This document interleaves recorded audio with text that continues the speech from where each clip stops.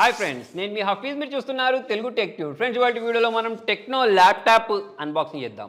ఇది ఎక్కడిది అనుకుంటున్నారా? అవును, వీళ్ళు మొట్టమొదటిసారిగా ల్యాప్టాప్ రంగంలోకి కూడా ఎంట్రీ చేసేసారు. ఇప్పటివరకు మనం టెక్నో మొబైల్స్ చూసాం కదా. లాస్ట్ టైం ఒక మంచి మొబైల్ కూడా మార్కెట్లో తీసుకొచ్చారు తక్కువ ప్రైజింగ్లో. సో ఇప్పుడు చూసుకున్నట్టయితే ఒక ల్యాప్టాప్ని కూడా వీళ్ళు మార్కెట్లో తీసుకొచ్చారు. సో దీని గురించి మాట్లాడినట్టయితే రెడ్ డాట్ విన్నర్ 2023 అని చెప్పేసి మెన్షన్ చేసేసారు. ఫీచర్స్ బాగున్నాయి. i7 11th జనరేషన్తో పాటు మనకి ఇక్కడ 16GB 1TB SSD చూడడానికి కనిపిస్తుంది. సో మరి దీన్ని ఫటాఫట్ అన్బాక్సింగ్ చేసేసి మిగతా విషయాల గురించి అయితే మాట్లాడదాం. ఫ్రెండ్స్, ఇదే టెక్నో వాళ్ళ ల్యాప్టాప్. సో మరి ఫస్ట్ టైం వీళ్ళు ల్యాప్టాప్ మార్కెట్లోకి ఎంట్రీ ఇచ్చారు. మరి మధ్య మొబైల్స్ కూడా బాగానే తీసుకొస్తున్నారు. మరి ల్యాప్టాప్ కూడా అదే విధంగా ఉంటుందని చెప్పేసి మనం అనుకుందాం. సో మరి ఇక్కడ రెడ్ డాట్ విన్నర్ 2023 అని చెప్పేసి అయితే చెప్తున్నారు. సో వీళ్ళు దీనికి పెట్టిన పేరు మెగాబుక్ T1. సో మరి దీనిలో డిఫరెంట్ వేరియంట్స్ కూడా ఉన్నాయి. మరి దీనికి సంబంధించిన స్పెసిఫికేషన్స్ గురించి మాట్లాడినట్టయితే ఇక్కడ పై వైపు ఉన్నాయి చూడండి. సో ప్రజెంట్ ఇప్పుడు నాకు చూసుకున్నట్టయితే మూన్ షైన్ సిల్వర్ కలర్లో అయితే నా దగ్గర ఉంది. సో ఇది మనకు ఇంటెల్ i7 11th జనరేషన్ది. సో మరి 16GB ర్యామ్ ఉంటుందని చెప్తున్నారు. 1TB SSD ఉంది. దాని తర్వాత ఇక్కడ Intel iris XT graphic card ఉంది. దాని తర్వాత ఇక్కడ మనకు 15.6 ఇంచెస్ సంబంధించిన ఫుల్ HD IPS డిస్ప్లేని అయితే వీళ్ళు ప్రొవైడ్ చేయడం జరిగింది. సో దీనిలో మనకు 70 Wh బ్యాటరీని ప్రొవైడ్ చేశారు. ఇక మన లెక్క ప్రకారం మాట్లాడాలంటే మొబైల్ లాంగ్వేజ్లో 6060 mAh బ్యాటరీని అయితే దీనిలో వీళ్ళు ప్రొవైడ్ చేశారు. విండోస్ 11 హోమ్ తోటి అయితే ఇది రావడం జరుగుతుంది. సో మరి దీనికి సంబంధించిన నేను బయింగ్ లింక్స్ తర్వాత దీని ప్రైజింగ్ డీటెయిల్స్ డిస్క్రిప్షన్లో ప్రొవైడ్ చేస్తాను, లేకపోతే వీడియో ఎండింగ్లో కూడా చెప్తాను. సో మరి ఫటాఫట్ దీని యొక్క సీల్ని అయితే ఇక్కడ మనం బ్రేక్ చేసేద్దాం. మరి బాక్స్ ఇలా ఓపెన్ చేసిన వెంటనే పై వైపే మనకు సిల్వర్ కలర్లో కనిపించే ఇక్కడ ల్యాప్టాప్ అయితే కనిపిస్తుంది. సో మరి దీనిలో నుంచి మనం దీన్ని బయటికి తీద్దాం. మరి దాని తర్వాత ఇక్కడ మనం బాక్స్ లోపల ఇంకొక బాక్స్ ఉంది చూడండి. ఈ బాక్స్లో మనకు ఈ యూజర్ మాన్యువల్, వారంటీ కార్డులు తర్వాత అవన్నీ కామనే. నెక్స్ట్ దీన్ని ఛార్జ్ చేసుకోవడానికి ఈ ఛార్జర్ని కూడా వీళ్ళు ప్రొవైడ్ చేయడం జరిగింది. సో ఇది నెక్స్ట్ ఇది వచ్చేసి దీని యొక్క పవర్ కార్డు. నెక్స్ట్ ఇది అడాప్టరే. కాకపోతే ఇక్కడ మనం గమనించాల్సిన విషయం ఏంటి అంటే ఇది మనకు టైప్ సి కేబుల్ తోటి రావడం జరిగింది అన్నట్టు. సో మరి వీటిని మనం సైడ్ ఉంచేద్దాం. సో ఇది ఫ్రెండ్ దీని లోపల ఉన్న ల్యాప్టాప్. దీని చుట్టూ ఒక కవర్ ఉంది కదా, ఈ కవర్ని కూడా మనం రిమూవ్ చేసేసి దీన్ని మనం ఇట్లా బయటికి తీద్దాం. వావ్, చూడ్డానికి అట్రాక్టివ్గానే ఉంది. సో ఇక్కడ మీరు ఈ కలర్ చూడొచ్చు. నేను ఇంతకుముందు చెప్పిన సిల్వర్ కలర్ ఏదైతే ఉంటుందో అది ఉంది. ఇక్కడ మనకు మెగాబుక్ అని చెప్పేసి మెన్షన్ చేసేసారు. ప్లస్ ఇక్కడ మనకి ఈ లైన్స్ ఏవైతే ఉంటాయి ఇవి చేతికి తగులుతున్నాయి. ఇక్కడ టెక్నోకి సంబంధించిన బ్రాండింగ్ ఉన్నది. ఫినిషింగ్ అయితే బాగుంది. ఇక్కడ మనకు మెటల్ ఫ్రేమ్ చూడడానికి కనిపిస్తుంది. ఇక్కడ మనకు స్పీకర్ గిల్స్ అనేవి కింది వైపు ఇచ్చారు. దాని తర్వాత ఇక్కడ నాకు బాగా నచ్చింది ఏంటి అంటే ఈ గ్రిప్. సో జనరల్గా మనం టేబుల్ మీద పెడితే ఇదంతా ఈజీగా అయితే జరుగుతుందని చెప్పేసి నాకు అనిపించలేదు. అంటే నేను చాలా ల్యాప్టాప్స్ చేస్తూ ఉంటాను కదా, దాని ప్రకారం చూసుకున్నట్టయితే గ్రిప్ అనేది బాగుంది. నెక్స్ట్ ఇక్కడ మనకు చుట్టూ స్పీకర్ గిల్స్ని అయితే మీరు చూడవచ్చు. నెక్స్ట్ ఇక్కడ మనకు స్టాప్ ఎట్ నథింగ్ అని చెప్పేసి మరి వీళ్ళు ఇక్కడ మెన్షన్ చేశారు. నెక్స్ట్ ఇటువైపు చూసుకున్నట్టయితే ఇక్కడ మనకు మైక్రో SD కార్డ్ పెట్టుకోవడానికి, తర్వాత దీన్ని 3.5mm జాక్, తర్వాత ఇక్కడ మనకు ఈ పోర్ట్స్ని ప్రొవైడ్ చేస్తారు, USB పోర్ట్స్ని. ఇక్కడ మనం చూసుకున్నట్టయితే టైప్ C పోర్ట్లు 2 ఉన్నాయి.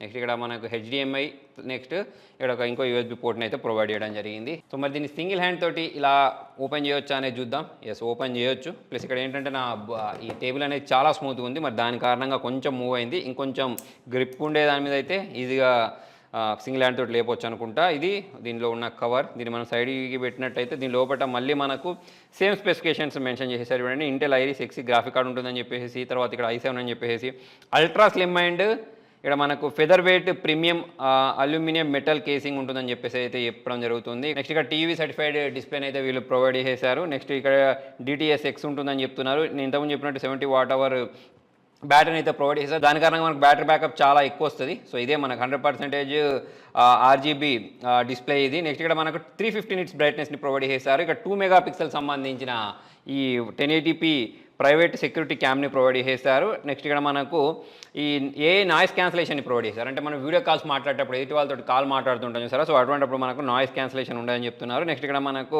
Enhanced cooling system with super large VC module ఉందని చెప్పేసి మెన్షన్ చేయడం జరిగింది. నెక్స్ట్ ఇక్కడ మనకు ఈ పవర్ ఆన్ బటన్ ప్రొవైడ్ చేశారు చూసారా. సో దీన్నే మనం ఫింగర్ ప్రింట్ లాగా కూడా యూజ్ చేయొచ్చు అన్నట్టు. మొత్తానికి ఇక్కడ మనకు ల్యాప్టాప్ ఓపెన్ చేయాలంటే కోడ్ టైప్ చేయాల్సిన అవసరం లేకుండా మన ఫింగర్ ప్రింట్ ఏదైతే ఉంటుందో దాన్ని కూడా యూజ్ చేయొచ్చు. సో మరి ఇక్కడ నేను దీన్ని అయితే ప్రెస్ చేస్తున్నాను, బూట్ అవ్వట్లేదు. మరి ఒకసారి ఛార్జింగ్ పెట్టేసి ఈ ల్యాప్టాప్ ఎలా ఉందనేది చూసేద్దాం. సో ఫ్రెండ్స్, ఇక్కడ పవర్ ఆన్ బటన్ ప్రెస్ చేసేసాను. ల్యాప్టాప్ అయితే బూట్ అయిపోయింది. ఇక్కడ మీరు కీబోర్డ్ సైజ్ చూడొచ్చు, మనకు పెద్దగా ఉంది. ప్లస్ ఇక్కడ నాకు బాగా నచ్చింది ఏంటి అంటే సపరేట్ ఇక్కడ మనకు నెంబర్స్ కోసం ఈ ఇక్కడ నంప్యాడ్ని ప్రొవైడ్ చేసేసారు. సో అది మనకు చాలా యూస్ఫుల్ అవుతూ ఉంటుంది అప్పుడప్పుడు. మరి ఈ కీబోర్డ్ అంటే ట్రాక్ ప్యాడ్ గురించి మాట్లాడితే ట్రాక్ ప్యాడ్ కూడా బాగుంది, రెస్పాన్సివ్గా ఉంది. ఇక్కడ నేను ప్రెస్ చేస్తూ ఉంటే ఫాస్ట్గానే రెస్పాండ్ అవుతుంది. ఫ్రెండ్స్, ఈ ల్యాప్టాప్ గురించి మాట్లాడినట్టయితే మనకు దీనిలో వైఫై 6 చూడడానికి అనిపిస్తుంది. అంతేకాకుండా విండోస్ 11 ఆపరేటింగ్ సిస్టమ్ అయితే మీరు చూసారు. LPDDR4 ర్యామ్ని అయితే దీనిలో వీళ్ళు ప్రొవైడ్ చేశారు, 16 GB ర్యామ్ కదా. నెక్స్ట్ ప్రాసెసర్ గురించి మాట్లాడినట్టయితే 10 నానోమీటర్ ప్రాసెసర్. సో దాని కారణంగా మరి మనకు బ్యాటరీ బ్యాకప్ కూడా బాగా వచ్చే అవకాశాలు ఉన్నాయి. ఇక్కడ మనకు కీబోర్డ్ గురించి మాట్లాడినట్టయితే బ్యాక్లైట్ కీబోర్డ్ని అయితే వీళ్ళు ప్రొవైడ్ చేశారు. ఫ్రెండ్స్, ఈ ల్యాప్టాప్ యొక్క ఇంకొక ప్రత్యేకత ఏంటి అంటే ఇది మొత్తం మనకు 180 degrees వరకు ఇలా ఫోల్డ్ అయిపోద్ది. సో ఇది కూడా మనకు కొన్నిసార్లు బాగా యూజ్ అవుతూ ఉంటుంది. ప్లస్ ఈ ల్యాప్టాప్ యొక్క ఇంకొక ప్రత్యేకత ఏంటి అంటే ఇది ఓన్లీ 1.56 kgs మాత్రమే ఉంటుంది. సో అది కూడా ప్లస్ స్లిమ్ ఉంది అన్నట్టు. ఇక్కడ మనం దీని స్లిమ్నెస్ గురించి మాట్లాడితే 14.8 mm మాత్రమే, అంటే అల్ట్రా స్లిమ్ అని చెప్పేసి మనం అనుకోవచ్చు.